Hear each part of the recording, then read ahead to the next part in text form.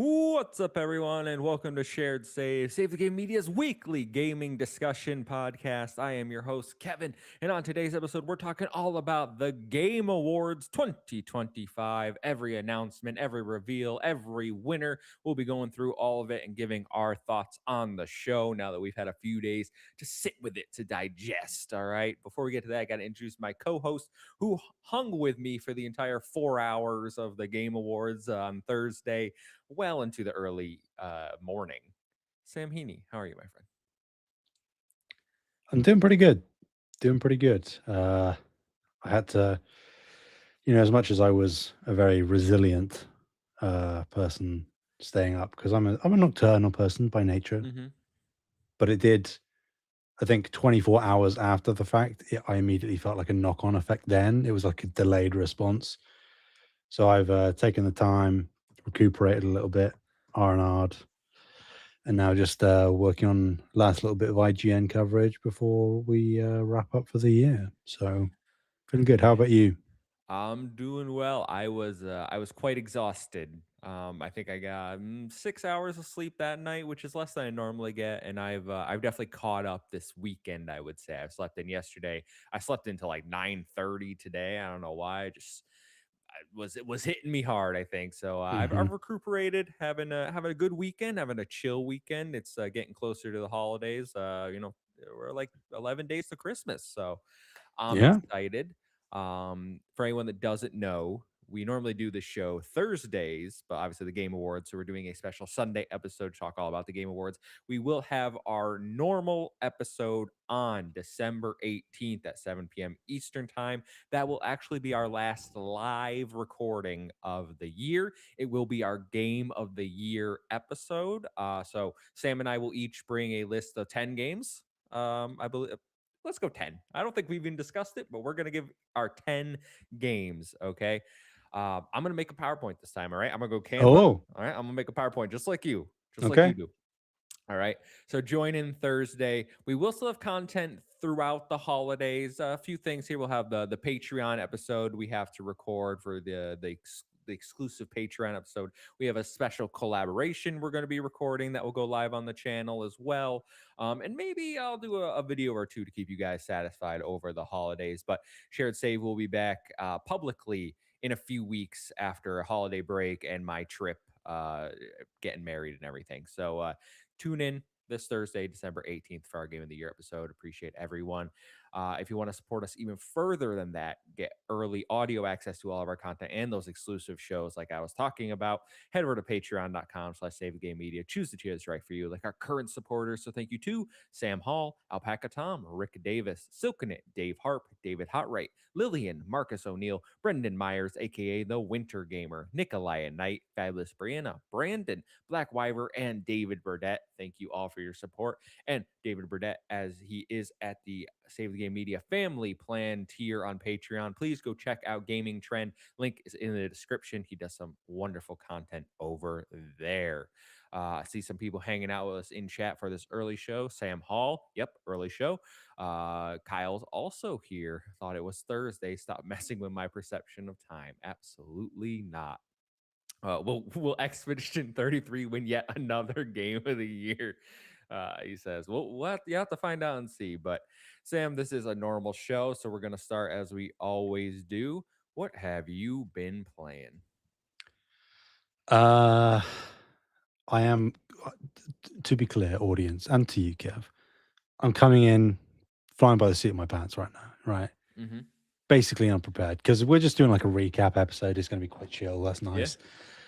But my brain, I said my body has recovered. I don't know that my brain has, I still feel like I'm lagging slightly. Mm-hmm. So I'm trying to recall exactly what I've played.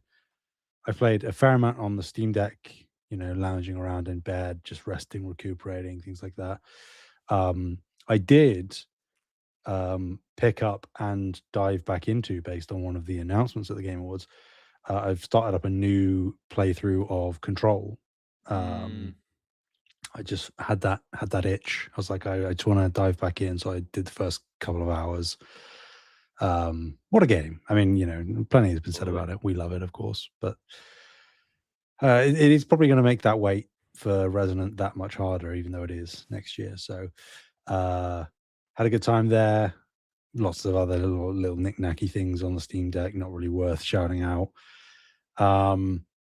I did play some more of Akimbot actually. Oh yeah, I didn't even know I didn't know you started. I don't think we've talked about that. Yeah. So I did back when you very kindly gifted it to me. I did dive pretty much straight in. Played, I think, sort of 2.5, 3 hours on Steam Deck, and then over this past couple of days, I've picked it up again and done about probably the same amount of time again. Mhm. So maybe 6 hours. I don't know how far away from the end I am. It's not But that long. yeah, I it wanna say feels it's like like 8 to quite a 10 brief, hours. yeah, sort of tidy little runtime. So I would say I'm like close to finishing, maybe an hour or two off of that.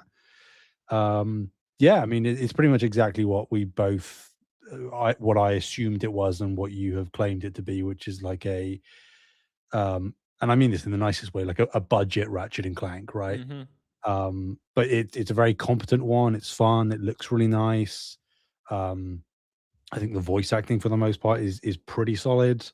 You can tell that it's sort of working within a fair amount of constraints, but for a nice little shoot 'em up sort of collectathon-y kind of thing, it's a good time. So I'm very glad that I've played it, and I will be finishing it very soon. Um, I'm glad to hear you're liking it. Yeah, it was one of those. I think Rick Davis recommended it to me a while ago. mm, One of the community members, obviously, and he has a podcast over at Spreading the Nerd. Check them out. But yeah, he recommended it, knowing I love Ratchet and Clank, and this is very much Ratchet and Clank coded. Even if you yeah. can feel the constraints, they obviously, especially towards the end, I think you'll notice where maybe they reuse some things in like a Mm. different way, but like it's it's just a fun time, I thought. And like there's not an overwhelming amount of collectibles. It's very Yeah, it's just a few manageable. per level, sort of, yeah. Yeah, very manageable. Yeah, so hearty recommend for people that like Ratchet and Clank and those types of games. I think that it's fits very nicely within that niche. So loved that. Uh, the main things this week I've dove back into for IGN coverage, but also obviously for myself as well, tangentially. Dove back into Claire Obscure for the new content update that they dropped. So working my way through that, I'm trying to draft up a full, relatively easy to follow Hmm. walkthrough of the new area, all the new bosses, the little puzzles and challenges and things like that. Really nice stuff. Like there's a decent amount of content. I don't know how long it would take you if you're just naturally playing through and not note taking. And I'm not finished by any means, but I would say maybe like 3 to 5 hours is where I would feel of new stuff to do. Okay. So yeah, a fair amount of nice stuff for free. I- So Is uh, anything as hard as Simon? I haven't encountered that yet. I have heard that there are bosses in this area that are like BS level of hard, Oh, which great. many would claim Cool. Simon to be, um, if you don't cheese that fight. So I'm holding my breath. I'm expecting something like brutally evil to show up Hmm. anytime now, but I haven't encountered that yet. Some new enemy types though that are surprisingly difficult in terms of like their attack patterns and things like that, which is what you would expect, I guess, for end game content, which this is. Really love the art design of the environment as well. I know some people online have been probably disingenuous actors have been like, "Oh, it looks like so childish and so different than the base game." It's like, well, you're obviously not You grasping the don't get it. context of what You the don't. area Yeah, is. exactly. Yeah, for sure. Um, yeah, I would recommend people that loved Claire Obscure, both yourself and anybody listening, if you feel inclined, I would say it is worth jumping back in to play. So if not, keep it on the top of your backlog, I would say. Uh, Other two things, I have assisted yet another person in playing through and completing Returnal. It is my life's mission to expose that game to as many people as possible. Oh. Sam Hall, you're very welcome, my guy. Um, he messaged me and he said, you know, I feel like I want to get into Returnal, and I was like, well, I'll take any excuse I can get. So I did basically the exact same thing that I did with Bree earlier this year, where she just finished the third of six biomes. So it was in like the just gotten into the latter half of the game, and Sam was like at the exact same point. And I think we spent like 4.5 hours maybe, and we had one failed attempt, and then I wouldn't say plain sailing because there were some really close calls, but we did whistle through a fair amount in the second run, and we got it done. So, um, all prepared for Saros, my guy. You're very welcome.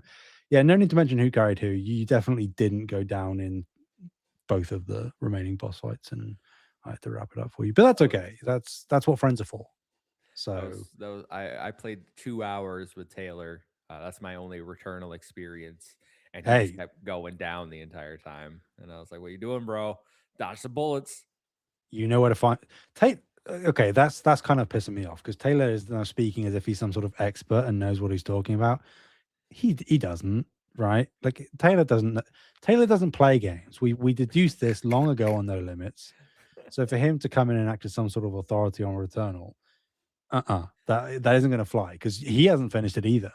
Because he was talking to me about playing through it with him. So Oh, I'm not going to Taylor. You're probably not listening to this, but if you do, by any chance, he's calling you out. yeah. I kind of called you out too, buddy. Um, but hey, love you still, miss you. Um, so that was fun. Had a great time. Returnal. I cannot wait for Saros. Obviously, I said I'm going to be insufferable. Playing through Returnal again has just sort of reaffirmed that. And then the last thing, which I do want to spread a lot of love for, surprisingly, is Skate Story. Oh yes, yes, you've been mentioning this in the Discord. Yeah. So Skate Story, new release came out just before the Game Awards, which is a little unfortunate, but that's how these things go. Day one PlayStation Plus game, also available on Steam. And I'm not a skateboarding guy, like at all. Couldn't care less about Tony Hawk or Skate or any of those games. But the atmosphere and the vibes in this game are like some of the most immaculate that I think I've ever experienced. Um, it's also assisted heavily, I must say, by the fact that the band that provides the OST for the game is one of my personal favorites. It's a band called Blood Cultures, which I've been a fan of for a few years now. And the music in I mean, if it's not to your taste, I get it, but if it is, like, it's an S tier soundtrack. Um, and it's a game, like, obviously it's about skating, but really it's it sounds so, like, stupid to say, but it's more about the feel rather than trying to combo and execute things perfectly. It's just, like, the frustration of, like, clipping a ledge and not quite nailing a jump and, just trying to work your way through these environments, and it's obviously very abstract and absurdist. It's, a real surprise. Like, I had my eye on it because of the band. I was like, "I'm gonna play it because of the band," but the game itself is really, really surprising me. So, That's love it. great. Yeah, I've been seeing a lot of love for that one on social media. Obviously, it's on PS Plus, right? Yes. Yeah, and is it on? It's not on Xbox. No, I would assume it's one of those that might eventually come Yeah. over. I'm not holding my breath for that, but it's on PC as well. Okay. Maybe I'll check that out if I get some time. I've been meaning to go through the PS Plus catalog and just see what I want to like play because they've added quite a bit recently, and I feel like I haven't really given it the time of day. Just because there's been so many other things to play. But I've played two games since we last spoke on this podcast. Hmm. One I have beat, the other I have not. So we'll start with the one I rolled credits on, and this is a game that was gifted to me by one of the community members, Nissa Howard. Thank you. She gave me Aster Blade of the Monolith. This Oh, is a game that was on my Xbox wish list. It was at one of the ID at Xbox showcases, I believe. I thought it looked pretty interesting. It's kind of a, I mean this nicely, it's a very basic action RPG. Um, Essentially, you take on the role of like they're like these like doll creatures almost, like they have wooden faces, oh and yeah, I like see. yeah, Interesting. yeah, they're very interesting. I wish the actual story was as interesting as I think like some of the characters look like. It is very much evil person trying to destroy the world with like a blight, and you're the chosen one to save the world kind of stuff. So Sure. the story is nothing to even write home about. I think it goes on a little too long, a little long-winded, and it has a pretty short runtime for the story anyway.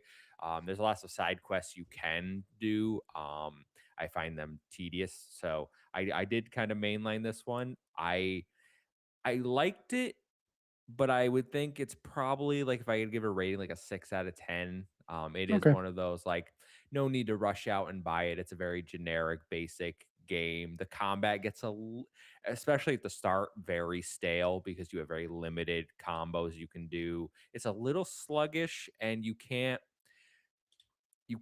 really like interrupt your animations, which can get frustrating because they tend to throw like lots of enemies at you at once that are Right. faster than you. um, the more you progress the game, you get different weapons that you can switch to, which some of them I'm like, I don't like this at all. And then some of them are better than others. And you get more combos, which makes the combat a little more fun. It's nothing amazing. Like, oh, I can lift them in the air now and hit them a few times. Like very basic stuff. So beat that, enjoyed it enough. And then went on to Unbeatable. Thank you to PlayStack for sending us a code for this. I do have a review or impressions video, whatever you want to call it, out on the channel now. And I know some people have checked that out, but if you haven't, please go check that out on the YouTube channel. Unfortunately, I have decided to walk away from Unbeatable. Damn. I put 3 hours into it, and I am pretty disappointed. Mm. This was one we saw at, I can't remember what showcase, I want to say a few months ago now, and I thought it looked really interesting. I thought the art style and the music and what they were promising, the story, music's been outlawed and you're kind of fighting back against. I thought it was all a very interesting premise. I thought it looked beautiful. And I still think that the music is a highlight of the game. Like I really do think the soundtrack is phenomenal. There is an arcade mode, so if you want to just play like the tracks and do the rhythm game, you can probably have some fun there.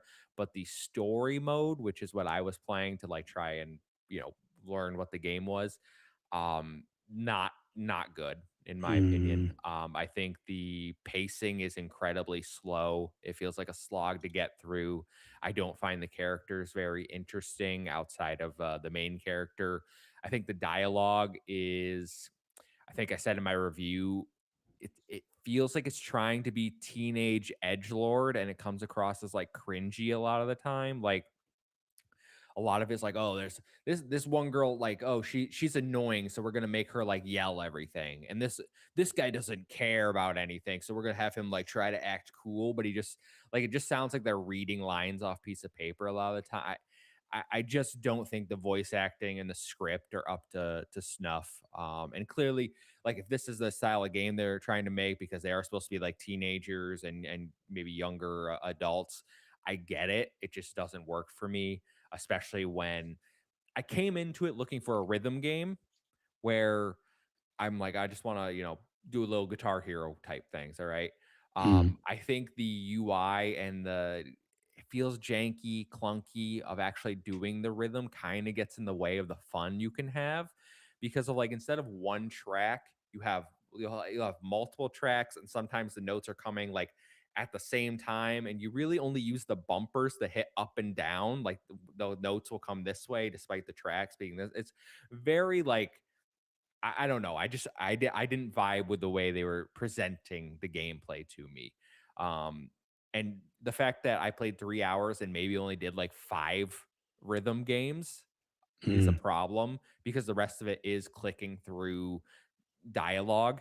And if you hit the A button too fast to progress the dialogue, you'll have voice lines on top of each other and it drives me insane. They don't like cut off the line. They'll have like whatever line you just hit A through, if you read it all, they'll have that over top of the other one. The story's disjointed. You'll have things jumping all over the place. It just didn't work for me, unfortunately. And I'm seeing I think reviews are mostly in line with where I'm at.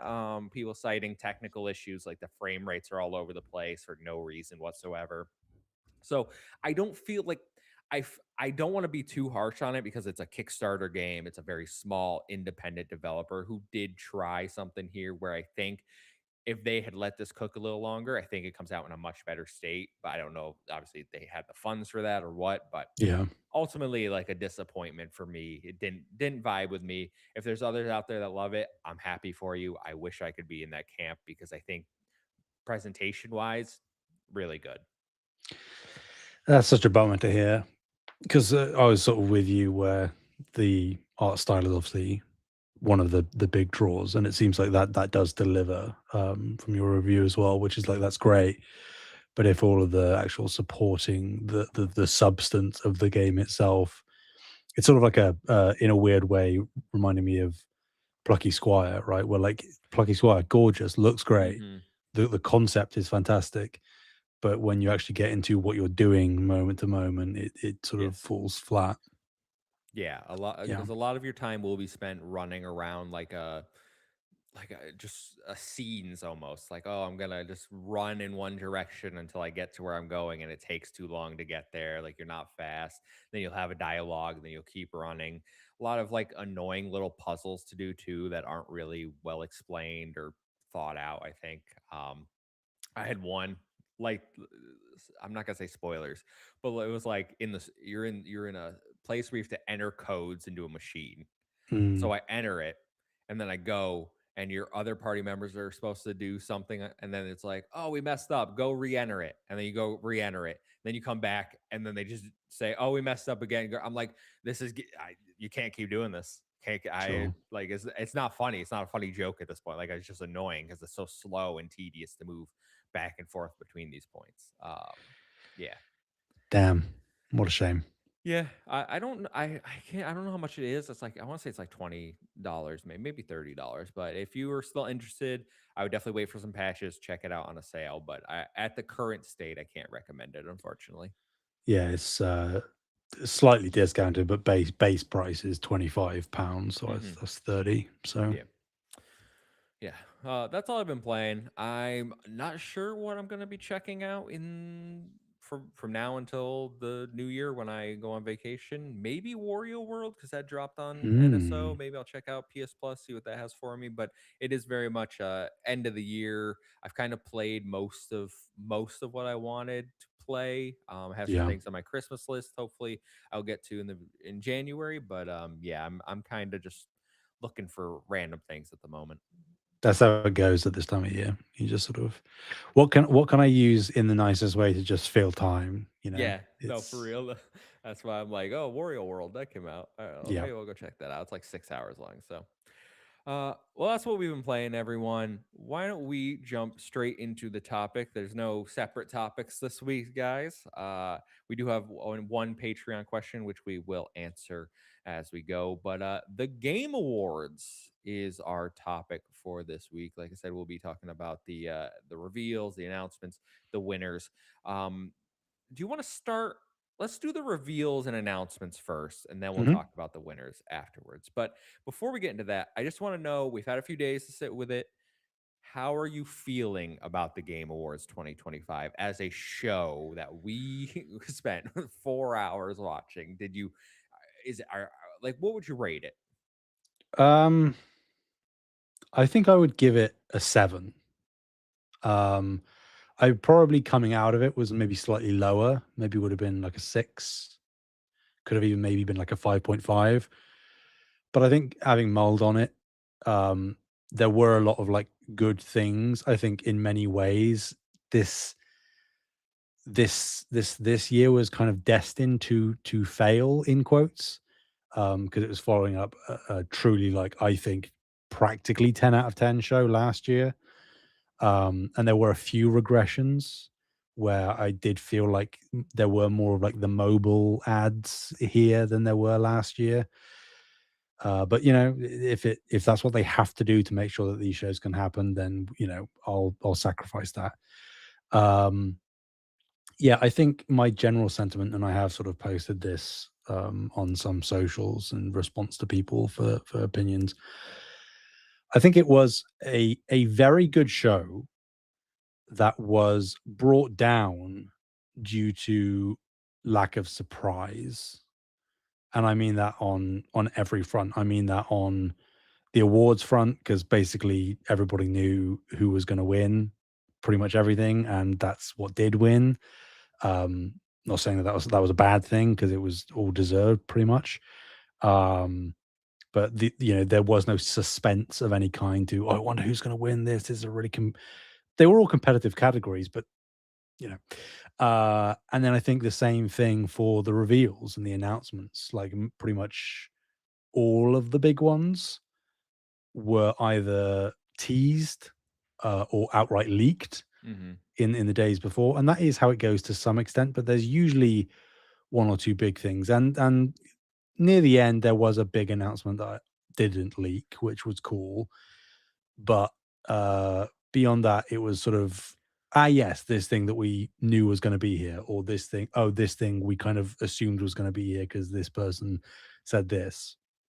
So I think for people maybe outside of the gaming sphere and not talking about all this stuff all the time, maybe there were more shocks and surprises. But for me, everything was kind of expected, and a couple of things that maybe we I did expect weren't here. So I think a good show, just a flat good. Yeah, yeah. I want to say in alignment with your thinking, because I've watched some other people react to it. I've listened to a few podcasts of people summing up their thoughts about the Game Awards. I'm a little surprised people seem to be rating it a lot higher than I would expect. Yeah. I'm seeing a lot of people say like, oh, it might be one of the best Game Awards ever, like nines out of ten. Like I'm not sure where people are getting that excitement from, and everyone's entitled to their own opinion. Different games will appeal to different audiences. For me, this is very much like this should be the baseline. I almost feel like for the Game Awards, I don't think there was anything like offensive here. We had a good time reacting to it. Like I think the pacing, I would say, was probably maybe one of the best because Yeah. I do feel like there were some mobile game ads, but I feel like the show went pretty quick this year compared to other years. Like there have been years, and I remember like live reacting with Kyle and like bigger groups where we're like, this is a slog to get through, right? Like Mm, we're really feeling this, and we still got an hour to go. I don't feel like that was this year personally, even if every game wasn't for me, because in terms of the reveals, I gotta say, I walked away a little underwhelmed. I thought a sure. little lackluster, and I don't know if that's because like they don't appeal to me or because there was so much leaked. I said it. I think the day before, it was like, imagine how good showcases would be if people would stop chasing internet clout and like leaking everything a day or two before, just so you could, oh, he got it right. Like you're just ruining the show for people. Like that statue. Obviously, the divinity reveal. Like there could have been things that even if didn't hit for me, like you ruined it for other people. Yeah. So for me, I'm walking away. I'm like, this is like a 6 out of 10. It's a fine show. I would have actually liked to see Jeff probably give a little more time to the awards portion, because I think our article came out and it was like less than 10 minutes total was attributed to the awards, which I didn't feel in the moment, but I guess that's true because we did have a lot of rapid fire awards, right? Like, Yeah. and we always do, so it's hard to tell. But I, I don't know. We could have cut the Muppets playing a piano set. Like there were like just lots of weird choices that didn't really pay off this year for me. So I thought it was a fine show. I had a good time reacting, And there are some announcements looking back on it where I think I said at the end, like, oh, I don't think I got my 4 games I'm looking forward to. And then I looked back, I was like, no, I did get at least 4 games walking away from the show. So I can walk away happy, even if it wasn't like, oh my God, crazy hype level moments. Agreed. Agreed. So, why don't we start with all the announcements and reveals? We will go through the pre show as well. So, first up, we got The Free Shepherd coming from Burlington, Vermont based Studio Frame Interactive. It's a game about herding sheep as a dog. Not for me personally, but I know there are people out there that are going to like this style of game. I know we had Herdling this year, right? So, Hmm. Yeah, I mean, this could very well be for me. It does seem to be up my alley. I enjoyed hurdling for what it was, but this obviously not quite as fantastical, at least so far. But it did seem a slightly more towards something like Sword of the Sea, where like your movement as the dog was a little bit more, not necessarily expressive, but a bit more fluid than what you're capable of doing in hurdling by its nature, I suppose. And yeah, if this is a short and sweet little thing that doesn't overstay its welcome, has some nice visuals, maybe has a little emotional gut punch, we're going to get it. Then, yep, I'm on board. Next up, we got Decrepit. It's a new dark fantasy game that mixes Souls like combat with old school dungeon crawling, and they don't list what developer this is coming from.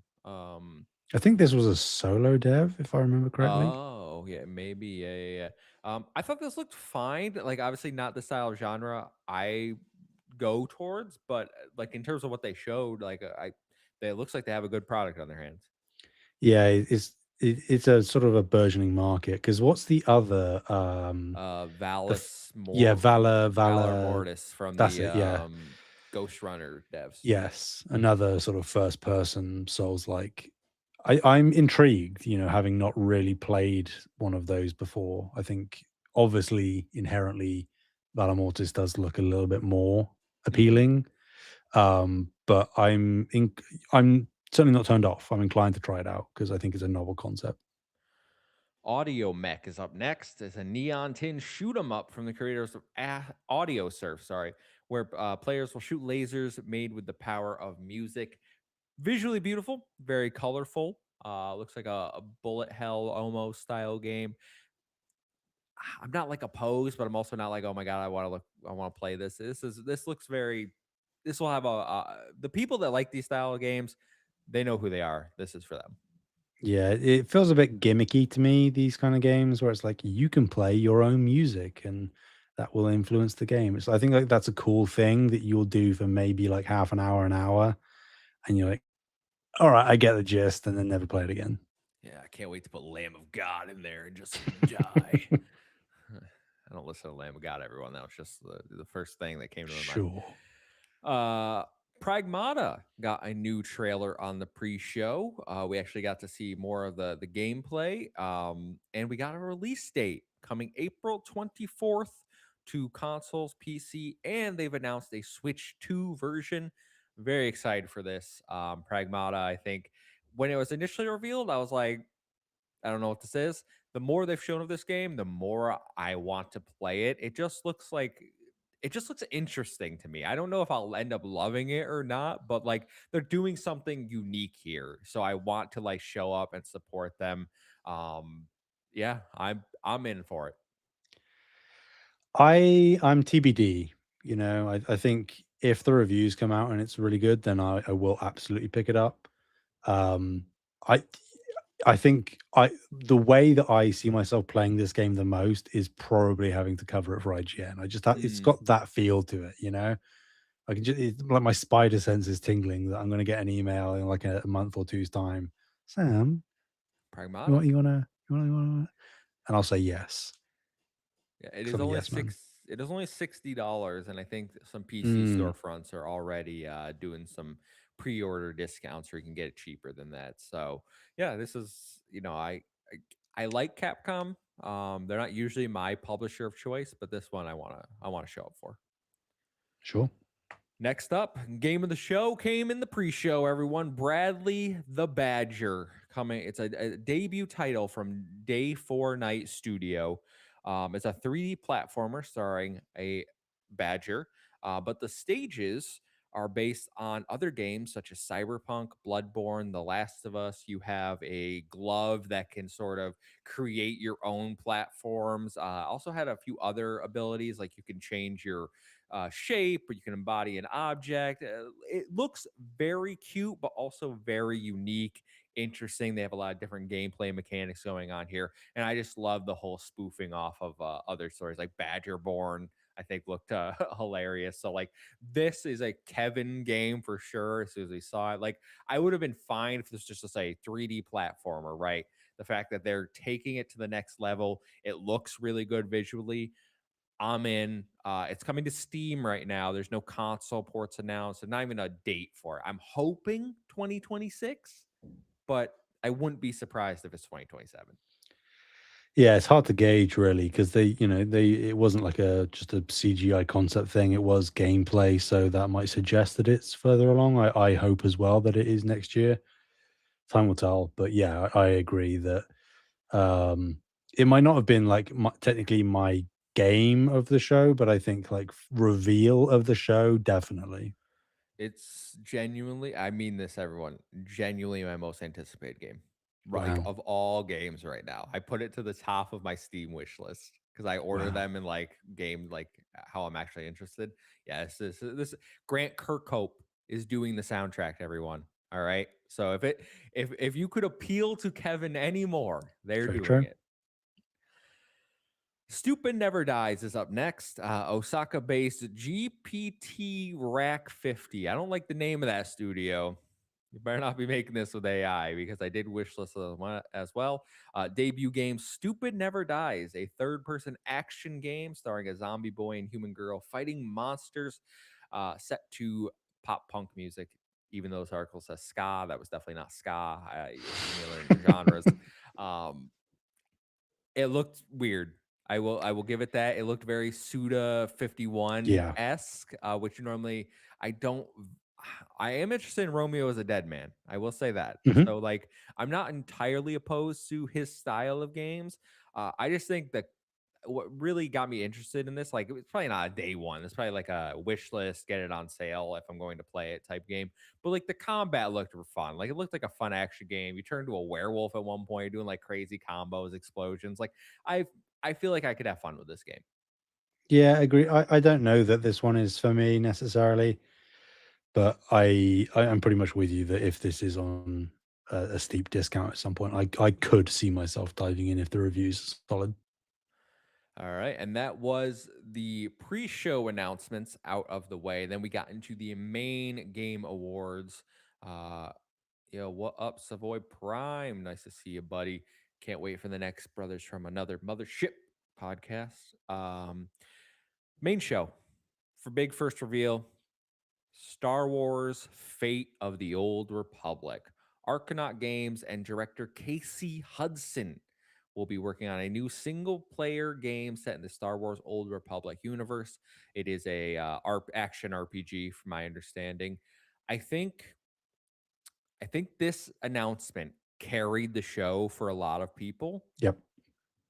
I personally don't understand how that can be because it was all CG and it's years away. Like we saw some 2027 dates, right? This is going to be, I know Casey Hudson said, oh, it's going to be before 2030, right? But like 2029 is still before 2030. So like Sure.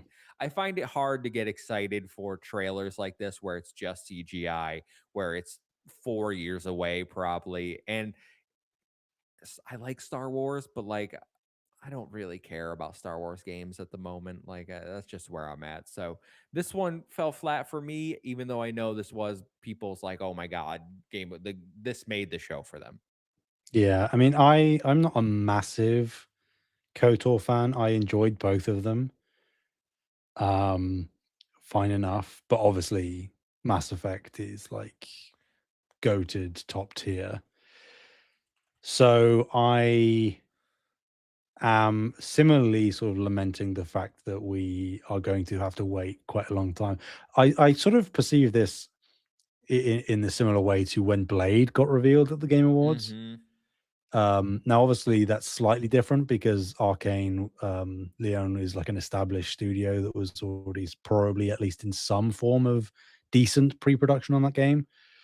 But everything that we learned about it was like, oh, they've literally like just started. And obviously, we still haven't seen it since. And I think that reveal was 23. Yeah, I'm pretty sure it was. I think we looked that up. So um, I did make a prediction that we might have seen it here in some form, but we did not. So God knows when that's coming. Probably not next year. Or I think we probably would have seen it by now.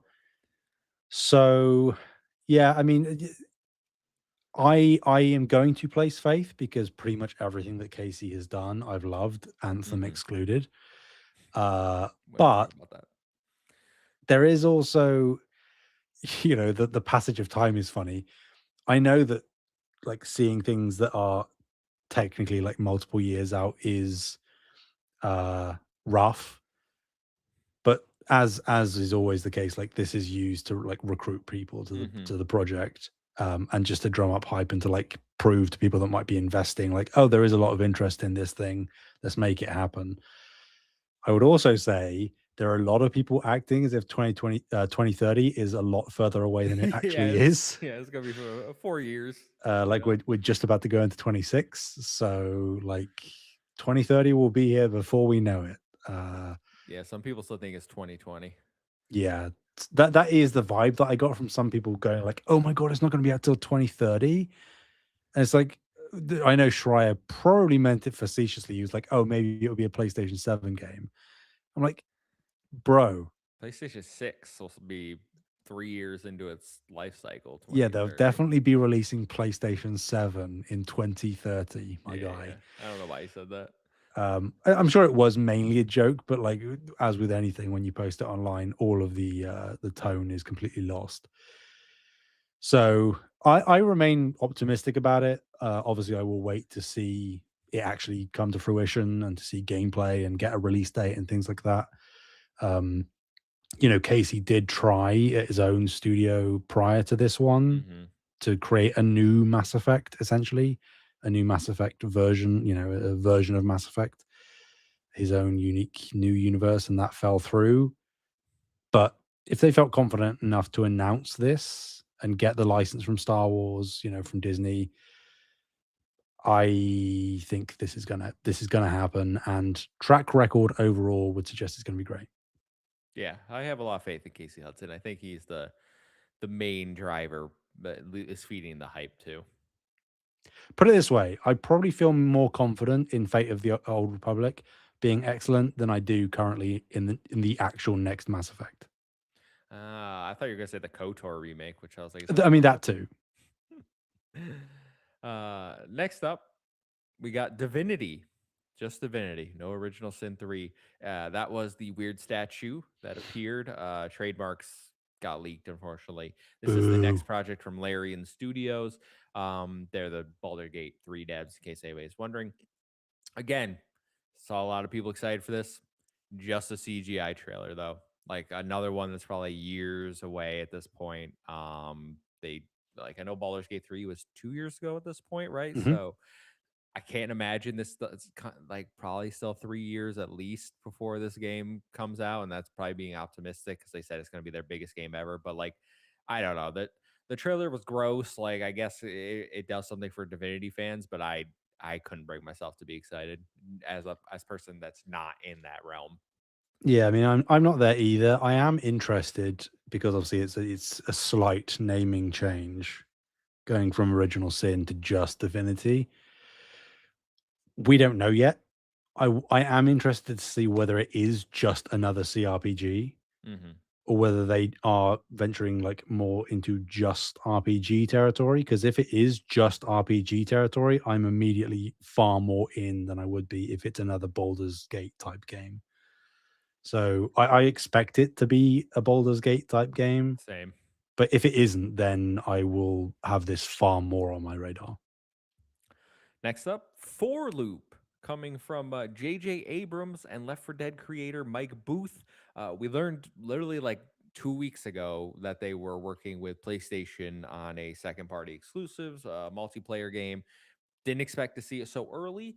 It's a new co-op shooter. It's a roguelike where you fail to save the world is the tagline, right? So you and a bunch of friends, you go out, you try to accomplish something. I think they said like if you win like 3 times, then you get like upgrade pass. They're combining roguelike elements with Left 4 Dead essentially. I unfortunately don't think it looks very good. The trailer, I think they're trying to go for a Helldivers 2 tone, like, oh, look how funny and quirky we are. Like, oh, you're definitely gonna die, right? Like, I it just didn't hit for me. I don't think visually there's anything like unique and appealing about it. It looks like a very generic 4-player co-op game that just happens to have some names attached to it. Yeah, I don't know, man. I think that there is a chance that it's decent. I said when the cooperation got announced between the companies, I was like, oh, that's good talent, and like it looks competent, I suppose. I don't think it presented great. I actually think, and I don't know how like nitpicky I'm being here. I think maybe the biggest hurdle the game has is I just think that the name is atrocious. Horrible. For loop. For loop. And it's not even like FORE, it's just the number 4. It's like, Yeah, it's "Oh, bad. how long did you brainstorm that one for, guys?" Like, how I know gamers aren't necessarily this pedantic, but I don't see tons of people going, "Oh, I want to play for loop." Doesn't J.J. Abrams have like a history of that? Like, didn't was he the one that had that Netflix show that had a weird title too? I can't God remember. knows. I mean, I know he's done like, I mean, I actually really like that film, but like Super 8 and things like that. Hmm. Like, that was a sick film, but it wasn't great naming wise. And like again, it's a very simple naming convention because they're like, oh, it's a Super 8 camera, so the film's called Super 8. It's like, uh, oh, there's 4 players and you're in a loop. Oh, let's call it 4 loop. uh, Kyle says odd sequel to Forspoken. Well done. Yeah, I don't. I think you can sign up for play testing, but is this next year? Do we think, or is this further out?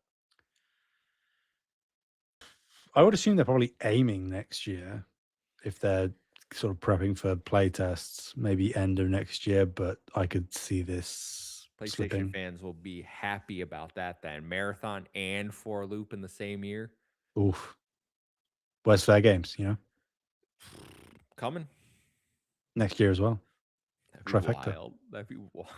Just release all your live service games on top of each other. Coven of the Chickenfoot is up next. It's a dark fantasy tale about an elderly witch and her animal companion. This comes from Wildflower Games. It's their debut project. The studio is headed by Bruce Straley, the former co-director of The Last of Us and Uncharted. This trailer did nothing for me. I don't like the art style. I don't like the character design for the elderly woman. Like this is not a B game, but maybe this will appeal to people that are fans of Bruce, but I don't know how much crossover there will be between his old fan base and this one. Yeah, I don't think there will be any crossover, but I am one of those people that it does appeal to.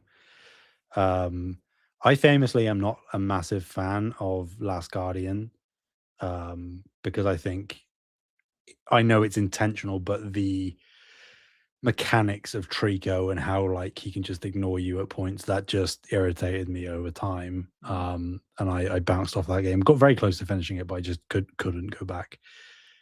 And if they navigate that sort of dynamic better here, then yes, I'm on board. I like the art style, but time will tell. I think I need to see previews, maybe even, I might be optimistic, get a demo. Yeah, I think a demo would help this game for sure. Did that have a date on it? I don't think so. Yeah, I'm on GameSpot. They're not putting a lot of like release information, I've noticed. Next up was Ontos. This comes from Frictional Games, who are the Amnesia developers, and Kepler, who we saw a lot throughout the show. It's a new sci-fi game, spiritual successor to Soma, and it is coming in 2026. Yes. Yes, please. Yeah, I haven't played Soma, and Amnesia is way too scary for me to play personally. I thought it looked good though. Like if this is the style of game you're looking for, thought this was a good trailer. Looked creepy. Yeah. And it's not necessarily like a great seal of approval all the time, but the fact that they have Stellan Skarsgård Hmm. as voice talent in the game, I think that that's a good sign as well. Like they want to pump money into this thing to give it a good chance of success. And I agree that it looked like the best game visually that they've made so far. So yeah, I'm on board. Next up is the worst kept secret in video games. Leon Kennedy is in Resident Evil Requiem. We got his trailer. Something that was also leaked. That shout out PlayStation Store for showing the cover art. There, Classic. there originally people thought, look, because the way they phrased it made it sound like there was gonna be two different like stories that you pick from, like Yeah. Leon's and her. According to the game director or someone speaking, you're just going to play as them throughout the story, and switch like parts, almost like an Alan Wake 2 situation. Um, Mm. so it's a little different, but you will get to experience both Grace and Leon. Yeah, and I do like that they have split it up so that Grace is the survival horror and Leon is the sort of action horror, if you want to phrase it like that. I like that. I kind of hope, and you just phrased it perfectly, really, talking about Alan Wake 2.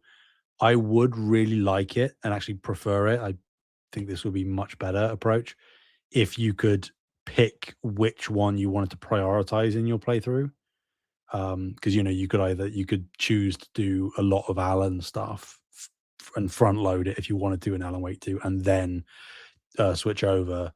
I would like that rather than being forced to switch back and forth at sort of mandatory points in the story. Depends on how they're working it. Time will tell. Yeah, it comes out end of February in case anybody was still curious, but I think we've seen enough Resident Evil at this point. Yep. Next up, Order of the Sinking Star. It's the next puzzle adventure game from Braid developer Jonathan Blow, and it will include 1,000 unique puzzles across 4 different worlds. Reportedly, to complete this game like fully, 500 plus hours of gameplay. This, much like most of his games, way too complicated for me. This is not my type of game. He likes to make hard puzzle games. So I'm out, but looked cool, unique for sure. Yeah. Blow is living up to his name, his reputation. He's just swinging for the fences. I can't wait to become incredibly, incredibly aggravated at this game, bash my Mhm. head against it, and probably leave it for extended periods of time before coming back and finishing it. Maybe 10, 15 years time, something like Yeah, that. it's funny because if you like, because there's like 4 different segments of the world. It's like over here you use teleporters, and over here you like move balls through water, right, and stuff. And I was like, oh, okay, those seem like fun little puzzles. They're like, what if we combined all 4 of them and just piss you off? I'm like, all right, well, not for me, but next up, Exodus, Archetype Entertainment and Wizard of the Coast. We finally got to see an extended gameplay trailer of Exodus. Um, we also got to hear more of Matthew McConaughey. I am cautiously optimistic about Exodus. Obviously love Mass Effect. This is very Mass Effect coded, especially some of the gameplay snippets we saw. I love space RPGs. This is clearly trying to get that fan base over, and I think they're doing a good job. I'm not sold on Matthew McConaughey's voice acting. In that Hmm. trailer was a little. I didn't One note. personally, yeah, I didn't personally like it very much. And then 2027 is the release date for early 2027. We've been hearing about this game for like years now, and it's Yeah. still so far away. So I'm optimistic. I'm remaining hopeful that this is going to be the Mass Effect esque RPG I'm looking for. But other than that, I could have waited to see it if it's so far away.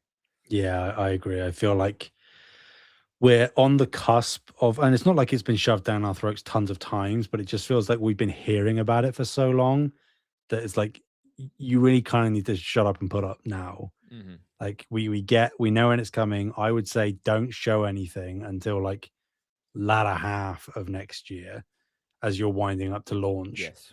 and let it lie otherwise. Because if you're talking about this all throughout next year and then it's 2027, it's sort of overexposing. You don't want to Hmm. do that.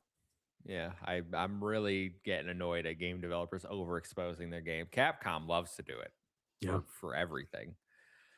Dungeons and Dragons Warlock, Wizards of the Coast and Invoke Studios, their brand new game, Dungeons and Dragons Warlock, will focus on multiple types of magic with Trisha Helfer voicing the main character. No release date for this one either, just a CGI reveal trailer. Didn't do anything for me personally. I'm not the Dungeons and Dragons guy. Yeah, this was a trailer. I like magic stuff, so like maybe, but again, I would need to see tangible gameplay to know what I'm getting into. The announcement that might be one of our most hyped announcements was next. Control Resonant, the next chapter in Remedy Entertainment's Control franchise, will take the battle outside the oldest house, and you will play as Dylan Faden, brother of Control protagonist Jesse Faden, through a paranormal version of Manhattan. We saw some gameplay from this, actually. It's very melee based this time as opposed to third person shooter. You saw a lot of the different types of weapons that Dylan will have access to. And I'm going to say something right now. Okay. The online discourse, I don't know if you've seen this, the online discourse around No. Control Resonant is absurd. Uh-oh. If you go to the Control subreddit or the Remedy, whatever you want to, there are people genuinely upset about this trailer because one, they think Jesse has been they caved in and got rid of the female protagonist. I've seen that complaint. There's people that think Jesse actually won't be playable. Like, Mm, guys, come on. This was a reveal trailer. They're not going to show you. We just found out Leon is playable in Resident Evil 9, and I've seen that game 16 times, right? Like, absolutely ridiculous. Like, if you don't think Jesse's going to play a big part in this game, I don't know what to tell you. She clearly is. Her voice is at the end of the trailer. I have a theory. I've watched this trailer multiple times. If you notice the red-haired person whose face we never see that stabs Dylan with that rod in the chamber he's in, um, we all assumed it was Jesse because of red hair, right? But that person has the exact same haircut, like their bun, as Dylan does in the gameplay. So I'm speculating that might be Dylan, but like, I mean, Jesse's redhead, so he's probably a redhead too, right? Like, is he stabbing himself? And this was like a way to throw us off. There's also that long running theory that Jesse and Dylan are the same person that were split in half during an otherworldly event, right? I don't know if people know that, but go play Control. You won't understand most of it, but just go play Control, okay? I'm super excited for it. I don't get the negativity that I'm seeing online. There are people saying, "Oh, it's a spin-off. It's not Control 2." Like, this is Control 2, and I can't wait for it. Coming apparently next year, which we'll see. I'm inclined to believe it. I hope. Um, I think, Remedy did the same thing when they showed Alan Wake 2 and they're like 2023 and then it hit. I feel like Remedy is the kind of company that runs a really tight ship. Obviously, I feel like they're kind of skating on thin ice a lot of times in terms of the money they're making and what they have available. So I feel like if they announce a date, they're probably going to hit it, whether they, because they need to more so than anything else. But yeah, I mean, it's day one, obviously. Like, come on, it's day one. I wasn't aware of any of that discourse.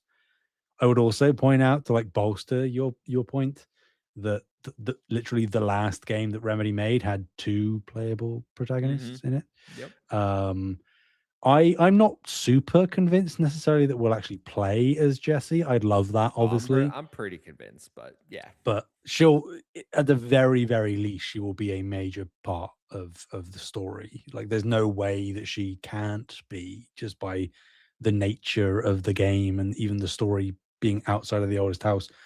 As far as we know, she's still the director. Mhm. So, you know, yeah, I like, I lament, I guess, in some ways, that we aren't getting Control 2, where it's just like more Jesse, more of the same service weapon. Because I Yes. feel like you could have done that. Which is what I expected, to be Yeah, honest. so did I. But I appreciate that Remedy, as we probably should have anticipated, were like, actually, nah, we're not going to do the safe thing that everybody probably expected us to do. We're going to swing for the W fences and go left field. so didn't I think press releases said Control Resonant is 7 years after Control. Interesting. So we're having a bit of a time jump. I know if you've played the Alan Wake 2 the Lake House DLC. Mhm. And maybe it's not even in the DLC, but at some point during Alan Wake 2, Estevez, the FBC agent, says that like, oh, the director's missing. We don't have any idea what's going on at FBC headquarters, right? So Yeah. like, it sounds like things have been going to shit for a while. I Yeah. just like the Remedy verse, man. I like what they're building. All right, I'm a sucker for it. I don't give me Dylan. All right, if you make me fall in love with him as much as I love all your other characters, that's all I'm asking. Here's a question for you, Kev. Yeah, Do we see anything Alan Wake in this game? that's a hard one for me to answer because like I obviously we both think Alan Wake 2 is a masterpiece of a video game. It didn't sell very well though. Mhm. Like are they gonna make Alan Wake 3? I really hope they would. Like I'd be heartbroken if they don't make Alan Wake 3. Like, we're going to see Alan Wake again at some point in the Remedyverse. Whether he gets his own game remains to be seen, I guess, because Control is the better selling of the Yeah. series. But I maybe we get a tease in DLC. They love doing that. Mm, So, okay. yeah, I wouldn't expect it in the main story, though, like Alan to show up, right? Next up, Gang of Dragon from former Yakuza developer Toshihiro Nagoshi from Nagoshi Studio. It's his first project outside of Sega, which he left a few years ago. It's Yakuza. It's Yakuza, but instead of Kiryu, you have I forget the actor's name at this. Donnelly. Yes, and I've been calling him, and I mean this as a compliment, everyone, the gorilla of Dojima, all right? Because he Mm, is built like a tank, while Kiryu is jacked but like more slender. So, if I'm a big Yakuza fan, as anyone that's listened to this show knows, wishlisted this. I will be there. I will definitely check this out because I think it looks Yakuza, and I love Yakuza. yeah, maybe, again, I said that I admire Yakuza from the outside, but it just seems impenetrable. Maybe this is like a new entry point for a very similar kind of experience that could backdoor me into it, maybe.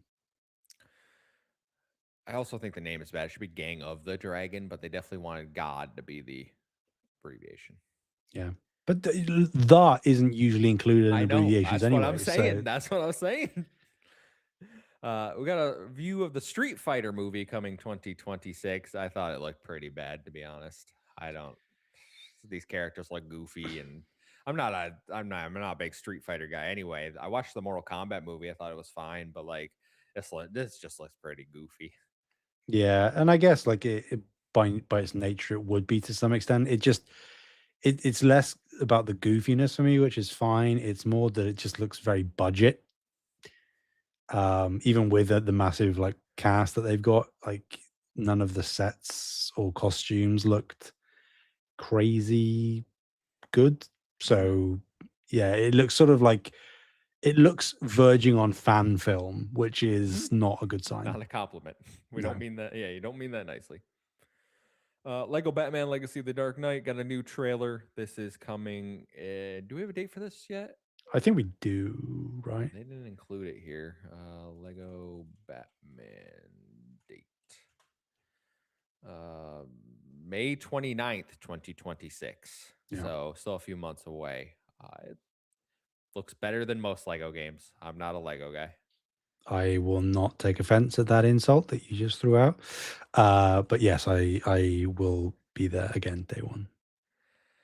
Next up, we got the reveal, which would have been cool if they didn't announce this on Twitter that this was showing up, right? Like, this is one of those things I have a problem with. Like, stop telling us your games are going to be there. Tomb Raider Catalyst and Tomb Raider Legacy of Atlantis were both shown. Uh, Catalyst is the next Tomb Raider project coming in 2027. Legacy of Atlantis is the remake of the original game coming 2026. So you're going to get back to back Tomb Raider games. They've redesigned the character, recast from the 2013 trilogy. They look good. I'm not a Tomb Raider guy. I know uh, Kyle, my brother, is a Tomb Raider. At least those last three he really liked. So they look good. I don't have much to say about them. There's more Tomb Raider. I'm glad to see the Lara Croft isn't dead. Yeah, it's about what I expected, really. It sort of met my expectations. I'm not a massive Tomb Raider guy either. I did enjoy the Survivor trilogy, but every other game in the series has sort of been a bit too old and jank for me to want to go back to. So I'm weirdly I feel I'm more interested in the remake of the first game than I am in the new one. Hmm. But time will tell. Maybe I probably will end up playing both. Can I just say the discourse around, oh, they made her hot again. I'm like, wasn't she was hot in the 2013 version? No, like this whole woke video game disc. You don't need to be attracted to your female main characters. Y'all a bunch of weirdos out there, right? That's all. Stop. That self censor was at crazy rapid speed. I Yeah, must yeah, commend you. yeah, yeah. Yeah, it was. I forgot. I didn't want to have to put running on our episode. Forest 3 is up next. I have no idea what Forest.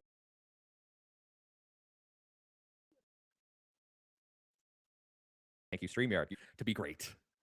I don't know what Forest is.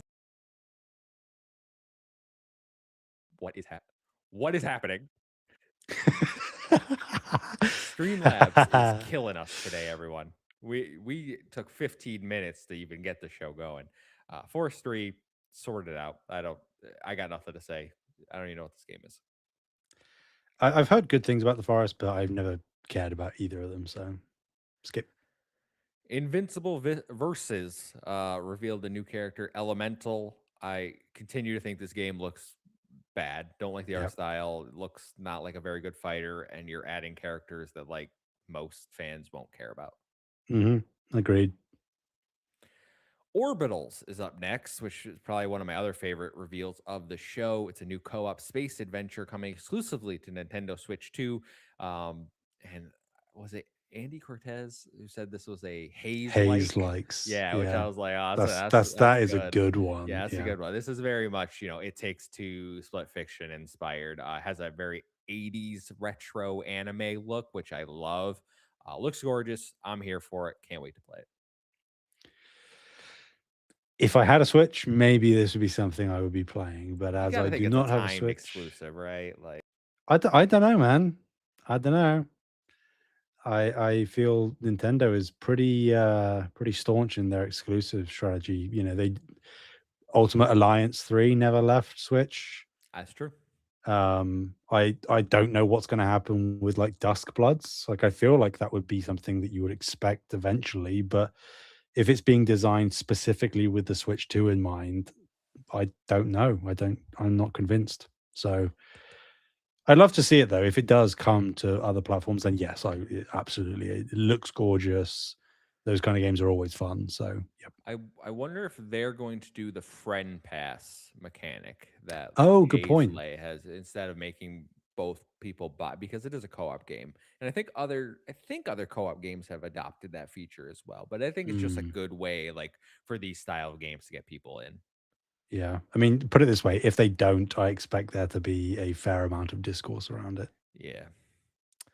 Diablo 4, Lord of Hatred. The next expansion was revealed with a CGI trailer coming in April, I think it was.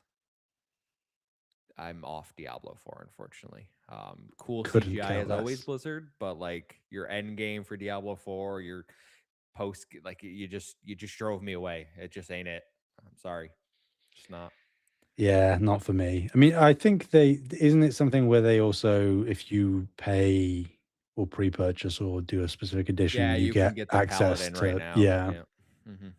which is like, I guess, cool for people that care about that. I've people that were playing it have said like the new class is cool, but everything else is kind of uh not broken, but just not functioning correctly. Hmm. So priorities, I guess. Well done, Blizzard. Marvel Rivals revealed Deadpool is joining the cast in January. Cool. I'm Good for I'm them. happy for I'm happy for Marvel Rivals fans. Trailer was cool. Deadpool is cool. New trailer for 007 First Light. Lenny Kravitz is playing the villain, and I genuinely, and I mean this nicely, why are we acting? I think I said during the show, why are we acting like this is a big game? It's really, it doesn't look very good. I feel like people are forcing it with their love of Hitman and IO, but like, I don't think this game's gonna come out and be like a critical darling or do very well. So I just don't get it. Yeah, and as well, like they made a whole big song and dance about it being Lenny Kravitz, but like in the same show, they announced that Mila Jovovich is in Hitman. Just like this whole celebrity cameo thing isn't new to Oh, IO. they love it. Yeah. So why would you make a big song and dance about a celebrity playing the villain? Because that's what you've had in Hitman for Hmm. like 10 years at this point. It doesn't make any sense. Lords of the Fallen 2 got a new gameplay trailer. I'm happy for you. It's I mean, Lords of the Fallen. You looks could cool, you but could have I'm just shown not me going to touch any it. Lords of the Fallen trailer and told me it was Lords of the Fallen 2. I'd be like, yeah, okay. Yeah. New Saros trailer. We saw a story trailer about what's going on. We also got a new release date. It's been slightly delayed from March to April 30th, which I know crushed your soul inside, but It pre-orders did. are available right now. Yeah, I mean, obviously, no surprise that it's my game of the show, even though it's just another look at it. Um, I I'm not a fan or I mean, everything in the trailer was fantastic. I love the story sort of tidbits, the extra actors that were announced for the game. But I mean, obviously, the release date crushed me. The other thing, not a fan of, because they're jumping on the bandwagon. They're doing the early access thing, the paid early access. I mean, I know it happened with Death Stranding this year, Hmm. but that's like a second party game. Ghost of Yotei didn't have it, and that was first party. So I was like hopeful that they wouldn't succumb to the Ah, bait, but need that money. alas, they have. So I I did it for Death Stranding. I'm not gonna do it for Saros. Oh, I you, want you get the skins now. I do, but here's my hope. I want to get a physical copy because I want to support them that way. I like having physical things. I'm hoping that I can just pay like 10 quid after the fact and like upgrade to the digital deluxe version. If I can't, then I will probably just decide to forego the costumes. Um, so yeah, I still am obviously super, super hyped about the game, but this was a bit of a disappointment to see the delay, obviously, and the nickel and diming, but that's where we are. It's funny they didn't announce the delay. Like they kind of just showed the date and expected you to know that it was a new date. I mean, in some ways, it's actually probably a smart way of doing it because you don't then really get the negative separate PR hit of you putting out like a blog post saying we're having to delay the Hmm. game. You show the game and you show new stuff, and then in the subsequent blog post explaining the new stuff, you're like, and to make sure you kind of bury the lead a little bit. I think that that's a bit nefarious, but smart. Next up, No Law, coming from the Ascent developer Neon Giant. They are going away from the third person twin stick shooter to a first person shooter, following a man's quest for vengeance after his home is attacked. Looks much better than the Ascent to me. Yeah. Not something I'm like, oh my God, I can't wait to play this. But like, if it comes to a subscription service or whatever, but like, it looks good. Yeah, it's there is a. I mean, it looks better. I liked the Ascent. It looks a lot better than the Ascent, and certainly was a swing. Like we both reacted like Jesus. We were expecting it to be a top-down shooter again, but Hmm. um, there is something about it that's like uncanny valley to me, where I'm not fully buying in that it's as As fluid and beautiful. high Yeah, fidelity yeah, as it's yeah. suggesting it is. Maybe that's me being cynical, but Where'd they get all this money from? That's what I want to But know. that's the thing. It's like it looks like too big of a leap from the Ascent. Not that the Ascent was ugly because it wasn't, but to switch like perspectives and whatnot, it's pretty crazy. But Yeah. I'm hopeful. Like I want it to be sick, so Hmm. hopefully it is. Total War Warhammer 40K is up next. David Harbour revealed the trailer because he is in the game. I have nothing to say about this. It looks like a Total War and Warhammer game smashed together, which is exactly like if you could picture those, that's exactly what you think it is. Congrats. If only it was a Total War Star Wars game. My hopes were dashed. Ace Combat 8 Wings of Thieve. Bandai Namco revealed coming in 2026, the next entry in the Ace Combat series, which I did not know was on 8 entries. That is insane. If you want to fight in some planes, this is for you. It's another one of them. You didn't get enough playing in the last one, boy. You're gonna get it now. Star Wars Galactic Racer showed up. No release date, nothing. Just say we're making a pod racing game. They remember that one we made before y'all didn't like? Well, we're gonna make a one that might be better this time. It just two Star Wars announcements? Really? Really? Yeah. I mean, I'm not against it. I think like if they do execute well, a pod racing game would be kind of cool. But I would actually need to see gameplay and know how long I'm going to have to wait for it Mm-hmm. before I can get excited. Phantom Blade Zero finally got a release date. They promised it. It is coming September 9th, 2026. We'll see if they actually hit that date, but they did just show off a new trailer showing off the amazing gameplay that this game promises. I will want to say, even this article, everyone keeps referring to Phantom Blade Zero as a Souls like. They have specifically said it is not a Souls like. It has difficulty options. It's more of an action game like Ninja Gaiden, everyone. Like, I don't understand why everyone keeps saying Souls like. I saw people calling Ninja Gaiden a Souls like, I guess, so I'm not surprised. Like, I don't know what we're doing anymore. Terms and genres have seemingly lost meaning. I'm in for Phantom Blade Zero. It looks awesome. Yeah, it's same as every other time we've seen it. It just looks like too good to be true. But like from everybody that's played it, it's like no, that is just the game. So Mm. I would love to get my hands on it. I would love to have a demo Yeah, to demo would be play. great.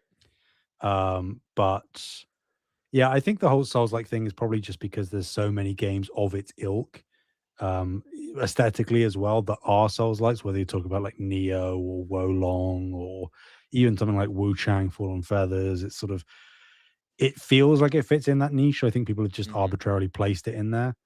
And just every time they think of the game, despite what again, like you said, the devs are saying, they're like, no, it is a Souls like. It's like it's but it's not that. Yeah, Soken says people see third person action and they think Souls like now, which is ridiculous in my opinion. Like, oh, it's got a parry, must be a Souls like what? Yeah. Expedition 33 is a Souls like. You don't need to calm down. Well, Nope, nope. no, it's not. Mega Man Dual Override. We finally got the announcement of a new Mega Man game coming 2027. We only saw a little bit of gameplay. This is very much Mega Man 12. They're not calling it 12, but they have confirmed this is the 12th mainline entry. I love the art style. I think it's very colorful. Um, I'm happy for Mega Man fans. I think it's a 2027 is a bit long to announce it now. Yeah, I don't have much more to say on it. I see people are excited for it. Yeah, I mean, again, I'm not a Mega Man guy. It's obviously a big deal. Like Capcom said in the couple of weeks prior to this, like Mega Man was one of the games that they were interested in bringing back as like a core franchise, and obviously this is the first step towards that. So that's cool. Um, I could be on board for something like this. I have no interest in going back and playing old Mega Man games, but I mean, this might be sacrilegious, so I'm sorry, but I would be kind of interested or more interested inherently if because I'm pretty sure there was something that was in development but was cancelled, where there was kind of like a first person, Yeah, almost it's like a Metroid-esque Yeah, Mega Man. Metroid Prime Mega Man game was I canceled. think I think Yeah. something like that could really work, and I wouldn't be surprised if that was at least in the conversation of bringing Mega Man back to the forefront. I know that's not what like purists would want, but I could be compelled. So maybe I play this. Maybe Rumor is this isn't the only Mega Man announcement that's coming I in wouldn't be surprised due time. considering the So amount of stuff that Capcom is doing recently. the final announcement of the night, the show ender before the Game of the Year award was given, was disappointing. High Guard, a new first-person shooter from former Apex Legend developers at Wildlight Entertainment. The game is coming out January 26, 2026. It's a free-to-play fantasy shooter. Oh my god, I genuinely could not have cared less. How are you ending a show with this? Fantasy Apex, like cool. Uh, you paid the most to get Jeff to end the show. That's the only reason I can think you end with something like such a whimper. Yeah, I mean, transparently, I will admit that like that there does appear to be some interesting, unique things about this game, but it is inherently as a free to play shooter just entering a market that is already oversaturated. And despite some successes in the field, it's just we're kind of preconditioned as players to not really care about most of these. And most of them, like inherently, are going to fail. Um, and yeah, having this as like the one more thing, I was talking with I think can't remember who in the Discord where I was like, this is going to be something that maybe has a bit of steam behind it for a month Hmm. or two, maybe, but I fully expect it by this time next year to not even slightly be in the conversation. Yeah, it's just a crowded space. I've been saying this for ages now. Like it's so hard to break into the free to play shooters. Like I just don't get it. Yeah, I think like you should. I mean, I know this isn't necessarily how these things work, but you should have swapped round Mega Man and this. Or if you didn't want to do that, if you didn't think that Mega Man was a big enough thing, Should put Star I Wars at the end. yeah, I would have had Divinity open and then Star Wars close. Yes, for sure. And I think sentiment around the show generally would have been much higher as a result. Hmm.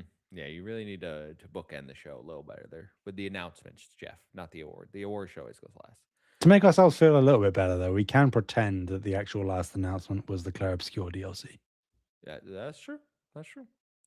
Well, those are all the announcements at the Game Awards 2025. We will now go through the winners of the awards, and I got like 25 minutes, so that's probably enough time to do this.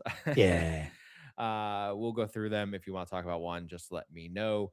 The Player's Voice winner went to Withering Waves. No, no, Most no. anticipated game went to GTA 6. No shocker Duh. there. Content Creator of the Year went to Moist Critical. Well done, Charlie. Yep. Nice to see it. We're gonna skip the esports ones because who cares? Yep. Game for Impact went to South of Midnight, which I'm very happy to see. Some could say it was certainly snubbed in the music category for a nomination at least, but I do think I'm happy to see it get the Games for Impact. I think I said that was probably my pick. I think I voted for that one. So Mm. And they shoehorned in a little. I mean, I oh know it leaked yes, before the show, but they shoehorned in the PS5 and Switch 2 announcement. So yes, coming spring 2026, South of yeah. Midnight. You can play on those other platforms. Can you remember off the top of your head how much that cost? $40. Interesting. Yeah, it's a $40 game. I wonder whether they'll introduce any like introductory discount on other platforms or not. Because if they did, then I might pick it up. You played it on Game I Pass, did. I right? did Yeah, play it. yeah, Yeah, yeah, yeah. but Yeah, I the played it. platinum is enticing me. It's not a bad game by any means. No, no, no. It's a good game. It's like a 7 out of 10. Like, and I Yeah. don't mean that disrespectfully. Innovation and accessibility. The game we both said would win one. Doom: The Dark Ages. Yep. Debut indie game. Claire Obscure Expedition 33 took home the debut indie game. Best ongoing game, or no, this was community sport. Baldur's Gate 3, which It's they said surprising, they didn't. but They said don't vote for me. So yeah. best adaptation, The Last of Us season 2, absolute ridiculous that one. It's just it wasn't a good season, everyone. Just wasn't. I'm sorry. They were good. They were good parts. Yeah, I'm a heavy critic. episode 1 and 2 really good. Yeah, After that, falls I, off. I'm a heavy critic of season two. Don't get me wrong, but I would say generally this category this year was pretty trash overall. Like I think the only logical one I could say was either Devil May Cry, but that didn't get much buzz, or I thought it Minecraft. was gonna be Minecraft, yeah. But then you're picking Minecraft because memes, I guess. Like I don't know. Next up, best VR AR game, The Midnight Walk, which I can't remember what I voted for here, but I know you were excited, happy about this one. As it should. It is the best VR game of the year. Best strategy sim game, Final Fantasy Tactics: The Ivalice Chronicles. I think that was the one I picked. I know we would have been good with the alters too, getting some Yeah. recognition. But best sports racing game, Mario Kart World, an absolute travesty that the games industry continues to show it knows very little about these two categories. The fact that Rematch didn't win, or Sonic Racing's Cross World, which by all account is a better kart racer than Mario Kart World. And I say that thinking Mario Kart World is completely good, just compared to what we've had before with Mario Kart. Didn't hit. Those games should just have Mario in the title and then they might have won. Yeah. Mario and Sonic Racing Cross Worlds. Would have been good. Best RPG, Claire Obscure Expedition 33. And I've seen a lot of discourse about this one. I've even seen people go so far as to claim it's not an RPG. Okay. The Kingdom Come Deliverance 2 crowd is really that I think that was there. It's not even a role-playing game. And then they list all they list the reasons why it's not. And I go, you just described a JRPG. So are we trying to Yeah. argue JRPGs aren't role-playing games? Like we said it when we went over this. This whole category is bad. You need to split these things up. Like we need to have a Western RPG and a JRPG category at bare minimum, because like RPG is such an encompassing term. It's ridiculous. Yep. That being said, I do think Kingdom Come Deliver. If we're talking about best role playing elements, Kingdom Come should have won. But Yeah. y'all started a war, so now I'm fighting. Best ongoing game, No Man's Sky. Bit of a surprise, but fair. Yeah, I don't keep up with most of these games, so it's hard for me to tell what they've actually done. Best mobile game, the horse racing game. I'm not even gonna try to pronounce it. Everyone, congrats. Umami beans. Yes, I agree. The fact that Trails in the Sky wasn't in the category is wild. You can make an argument that most JRPG are a lot more adventure games than RPG. For sure, this is why I say we need different categories, because like JRPGs are RPGs, but they're not like, oh, every choice and consequence affects the world. Like that's not. It's more about you're playing a character, you get to choose like their combat styles and skill tree and stuff like that. It's a whole different thing, everyone. Best best independent game, which was on the pre-show, which I think is disrespectful, personally. Yeah. Claire Obscure Expedition 33. It's again, like we said, it's one of those nights where it's going to happen. Yeah, yeah. Best fighting game, Fatal Fury City of the Wolves took this one home, which I think is deserved since it was the only basically new fighting game in there. Yeah, and I think also common consensus is that it was the best of that bunch. Best family game, Donkey Kong Bonanza. Ridiculous. Not a family game. You can't play it with your family. You can play as Carol, Kev. Her name is Pauline. Should have been literally any of these other ones. I think was a better try. I love Donkey Kong Bonanza, but it should have been literally any of these other ones. Best action adventure game, Hollow Knight Silk Song. Really? Action adventure? Like Again, we're stretching things, aren't we're we? stretching the definition of action. Like I would argue Ghost of Yotei or Indiana Jones are like the actual definition of action adventure games. Yeah. But Silk Song you got an award. Congrats. Yep. Best action game, which I would probably put a maybe we need a best Metroidvania category. This is what I'm talking about, everyone. Like we're too broad in the game. Yeah. Hades 2 won best action game. I would have personally given it to Shinobi or Ninja Gaiden. Maybe not Doom, but happy for Hades. Yeah, I think again, like that and the Silk Song win were, and I'm not saying that this is how the jury works, but it might have been like we kind of want to give things that might have got technically snubbed, arguably in other categories by Claire, give them a win here. Next up, best score in music, Claire Obscure Expedition 33. I think, Duh. yeah, for sure. We heard a lot of their music. They deserved it. Best performance, Claire Obscure Expedition 33 for Jennifer English, beating out her co stars Ben Starr, Charlie Cox, along with some other great talent Erika Ishii, Troy Baker, Kanatsu Kato. Phenomenal speech. Loved it. Loved the moment. Glad she got her recognition. She's had some phenomenal performances over the years. I Award. love I love that she has been in 3 of the past 4 Game of the Year winners, Mm, because she was in Elden Ring, she was in Baldur's Gate 3, and she's in Claire Obscure. So just hire Jennifer English and you'll win Game of the Year. um, Ben Starr, maybe next year, buddy. I know you. Yeah, The thing I will say about this is Ben Starr looked genuinely excited when he fist pumped and was like so happy for her. So like I don't think he's too upset about not winning again. But I do think he deserves one down the line. he's kind He's of like the Leonardo DiCaprio of voice actors. You know, Yeah, I kind expect of. him to pick one up much later on, and we're all like, why didn't he win this time? But he will get there. I know he will. Yeah, no, I think Jennifer English, she was my pick. But Yeah, yeah. Best narrative, Claire Obscure Expedition 33. Best multiplayer, Arc Raiders, which I think maybe Peak had a shout, but there were some good multiplayer games this year, so yeah, I'm not upset. Best game direction, Claire Obscure Expedition 33. I don't know if you've seen the clip, but when this was announced, Kojima gave like a little scoff, like, he did. Yeah, like God bless him. kind of funny. Best audio design. This was actually one of the only categories that Claire was in that it did not win. Battlefield 6 won this one, Which preventing the clean sweep. But shooters usually take this category typically. So mhm. Best art direction, Expedition 33. Game of the year, Claire Obscure Expedition 33. So I believe it won 9 awards total, the most in Game Awards history. I've seen a lot of people poo pooing that, trying to diminish its accomplishments, saying it didn't deserve it, saying like, "Oh, it won too many. We should have recognized some other games." And I don't understand that perspective. Like, you want participation trophies in that case. I've also seen people say we should limit if your game of the year, you should only be limited to like a certain number of other categories.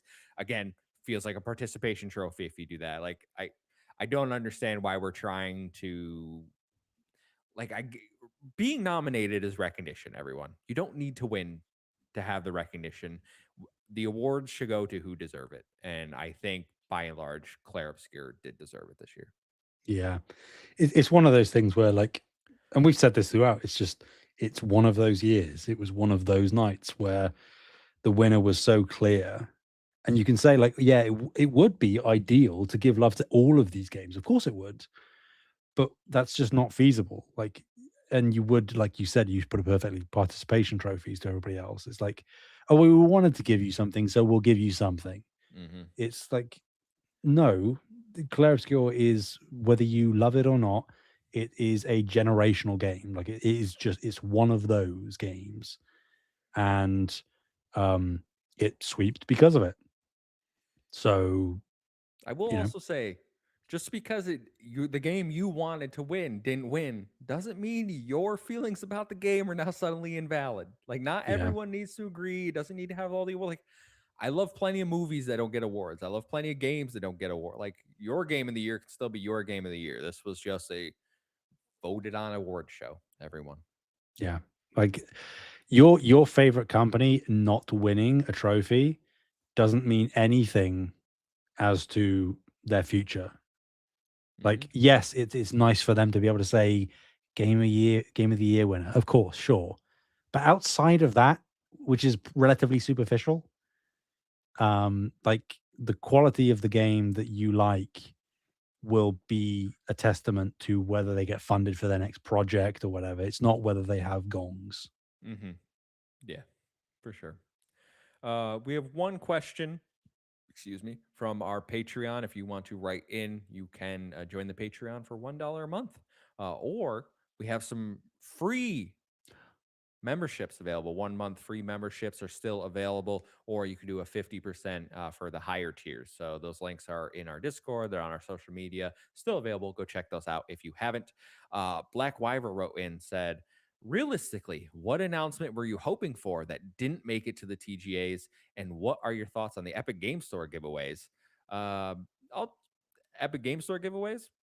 Cool. I'm glad they do. Paul, I have no problem. I mean, it's Hogwarts Legacy right now. I have to claim that still. Realistically, what announcements were we hoping for that didn't make the TGA? I think my biggest surprise not being there was Resonance of Plague Tale Legacy. Yeah. I honestly expected that one. Do we see it at the developer direct for Xbox? Because I think it's a Game Pass game. That's a possibility. If it's not there, then it's probably in the later half of the year, I would imagine, right? You would have thought so, because I don't see it showing up at a state of play. So you would then have to assume maybe Summer Games Fest or Xbox Showcase. So Hmm. that inherently would put it latter half. Um, I mean, the one game for me is assuming, like, by all indications that it supposedly is, this God of War 2.5D thing. Oh yeah, I forgot about that one. Like, apparently it's a real thing. I'm inclined to believe it's a real thing. There have been enough people saying that it's a real thing. So I guess we wait out for the February state of play. Because my inclination would be, based on, again, all of the things we've heard, is that it is coming out next year because it was supposedly meant to be out this year. So, yeah, I am surprised. There was a smidge of me that thought at the very beginning of the High Guard teaser, at the very end of the show, it was like the stormy sea, and I'm like, oh, Hmm. that's very Greek God of War era.